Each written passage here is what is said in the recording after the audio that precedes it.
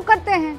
और इसीलिए उन नेताओं को आपने डराया, किसी को बिजनेस के लिहाज से डरा दिया, किसी को आपने इनकम टैक्स और ईडी के हिसाब से डरा दिया, किसी को आपने सीटों का लालच दे दिया।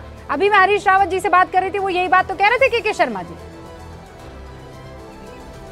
हाँ, नहीं मुझे एक चीज बताइए, देखिए कि गुलाम नबी आजाद जी पर कौन सा केस है ईडी का? आप ही मुझे बताइए। गौरव वल्लभ कल छोड़ के गए, उनके ऊपर कौन सा केस है ईडी का? लालच। अर्जुन मोडवाडिया के ऊपर कौन सा केस है ईडी का?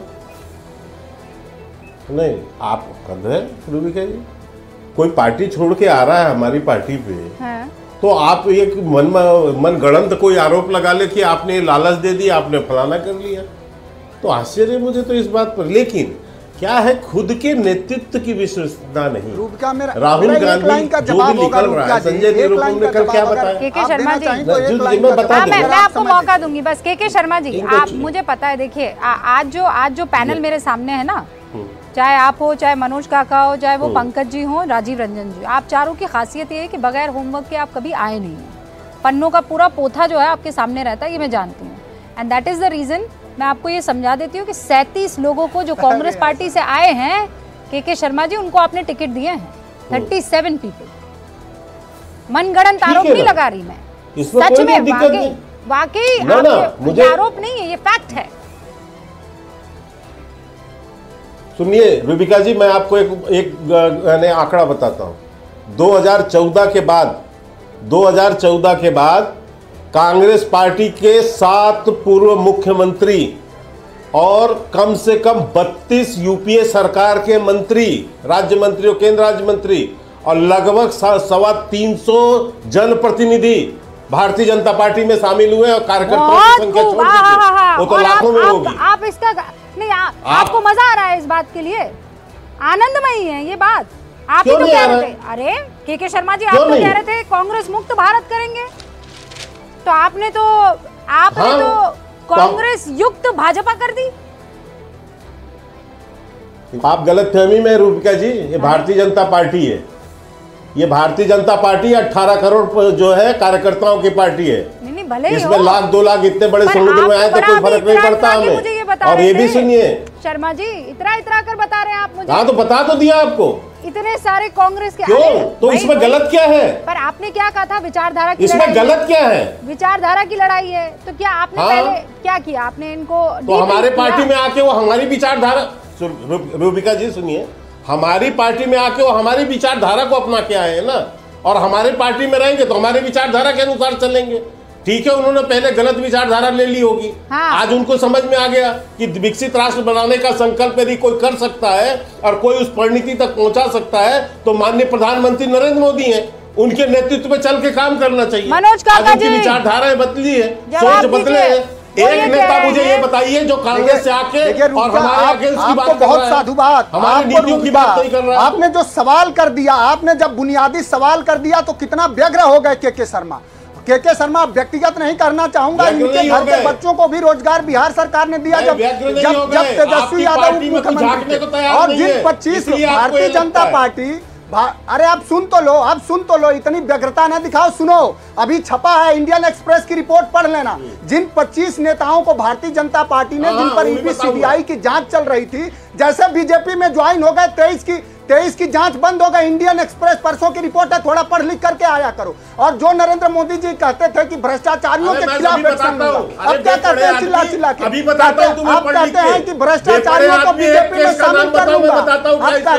आप कहते हैं कि भ्रष्टाचारियों को बीजेपी में शामिल कर लूंगा। हेमंत बिस्वा शर्मा को शामिल कर लिया, अजित पवार को शामिल कर लिया, प्रफुल्ल पटेल को शामिल कर लिया। अब जो जैसे बीजेपी में शामिल हो जाएगा, अब आपका संकल्प ये नहीं है कि भ्रष्टाचार मुक्त देश होगा, आपका संकल्प ये है कि भ्रष्टाचार युक्त बीजेपी है, भ्रष्टाचारियों की जननी बीजेपी है। कोई भ्रष्टाचारियों के जननी हो आप, इस देश के 140 करोड़ जनमानस पर कर्ज लादने वाले व्यक्ति हुआ। इस देश का कर्ज 55 लाख करोड़ रुपए से 205 लाख करोड़ रुपए हो गया। ये कौन जवाब देगा?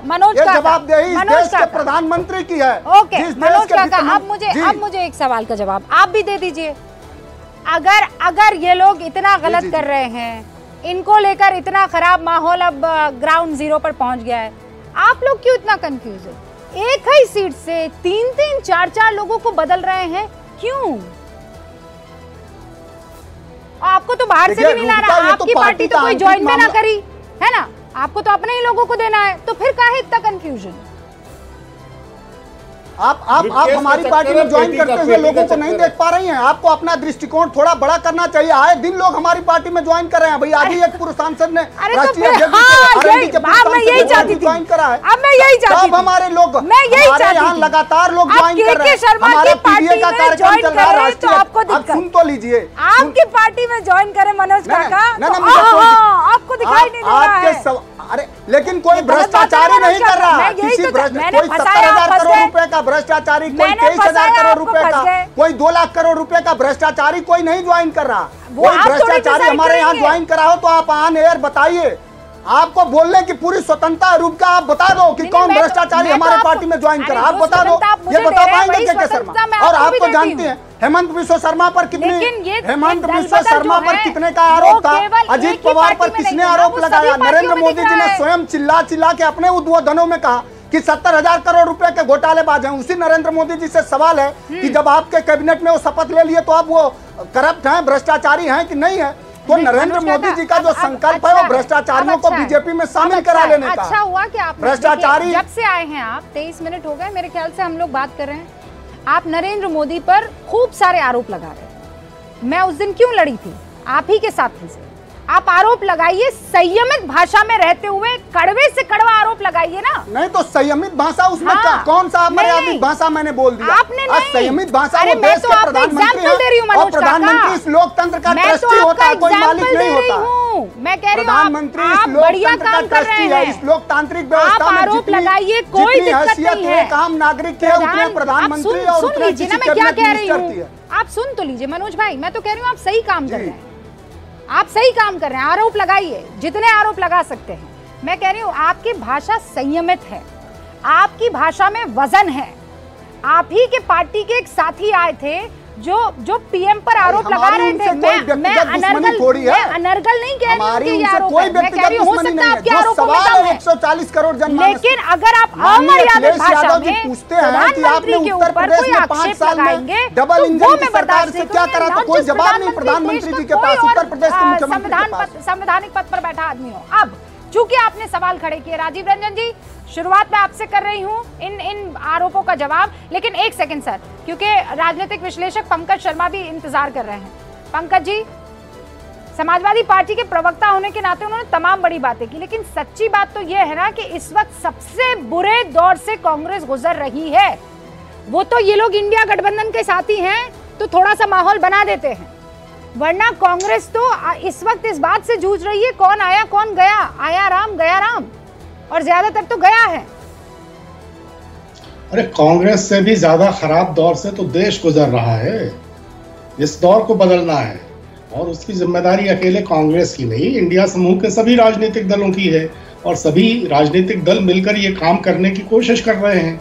विपक्ष की किसी मामले में तो सराहना कीजिए। ये जो भारतीय जनता पार्टी है ये तो खाली अपनी जुमलेबाजी में व्यस्त है, अपने शगल में व्यस्त है।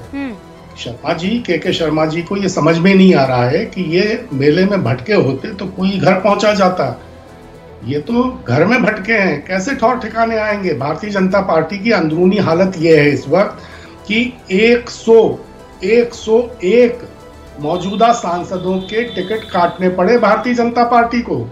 अगर नरेंद्र भाई मोदी की लोकप्रियता का ग्राफ ये होता कि वो अपने नाम पर, अपने चेहरे पर, अपने जुमलों पर चाहे किसी को भी जिता कर ला सकने की स्थिति में होते तो क्या 101 मौजूदा सांसदों के टिकट काटने पड़ते?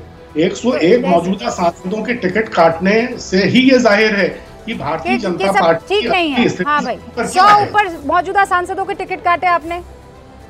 शर्मा जी, कांग्रेस की हालत छोड़ दीजिए, आपकी अंदरूनी लड़ाई का इशारा कर रहे हैं वो। आप देखिए, कांग्रेस पार्टी और भारतीय जनता पार्टी में यही जो है बुनियादी अंतर है।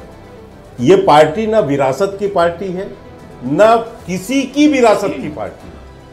आप 2 बार सांसद हैं तो ये जरूरी नहीं है कि आपको तीसरी बार वो सांसद उसी सीट से लड़ना है, कोई आवश्यक नहीं। हम तो वो पार्टी है रूबिका जी कि हम पूरा मंत्रिमंडल भी बदल देते हैं, मुख्यमंत्री से पूरा मंत्रिमंडल तक बदलते हैं। हम अपने केंद्रीय मंत्री को विधानसभा के विधायक का चुनाव भी लड़ाते हैं। हम अपने सीएम को डिप्टी सीएम भी बना सकते हैं। और ये जो परिवर्तन और ये प्रयोग धर्मी जो पार्टियां हैं, इसीलिए हम 2 से निरंतर बढ़ते बढ़ते 303 गए हैं।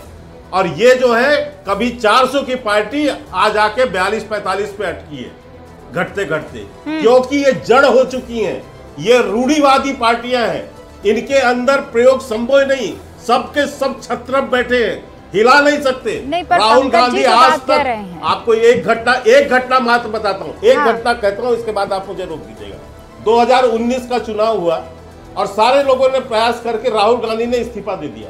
और इस्तीफा देते हुए क्या बोला, कमलनाथ और इनको कमलनाथ के लिए और अशोक गहलोत के लिए कि ये लोगों ने चुनाव हरवाए अपने बेटों के चक्कर में। ये बयान था या नहीं था राहुल गांधी का? इन्होंने अपने बेटों पर ज्यादा ध्यान दिया। किसी ने इस्तीफा दिया इस पर? राहुल गांधी के कहने के बावजूद इस्तीफा नहीं हुई इनकी पार्टी में। आज भी अशोक गहलोत को और सचिन पायलट की लड़ाई सुलझा नहीं पाए पूरी राजस्थान की सरकार इनकी। मतलब राहुल गांधी ये कह रहे हैं कि आपने अपने बेटों की वजह से चुनाव हरवाया, जो खुद राजीव गांधी के बेटे हैं, जो गांधी परिवार का चिराग हैं और जो इस वक्त जो है सेंटर में है कांग्रेस के, तो खूब सारी हार हो रही है, तो क्या वो इसकी जिम्मेदारी लेंगे? मेरे साथ इस वक्त, राजीव जी मैं माफी चाह रही हूँ, इस वक्त हरीश रावत जी हमारे साथ जो जुड़े हैं आपसे। ओके, हरीश रावत हमारे साथ इस वक्त नहीं है, लेकिन मैं एक ट्वीट जो आप से सवाल करते हुए किया गया था, उस ट्वीट का रिजल्ट आ चुका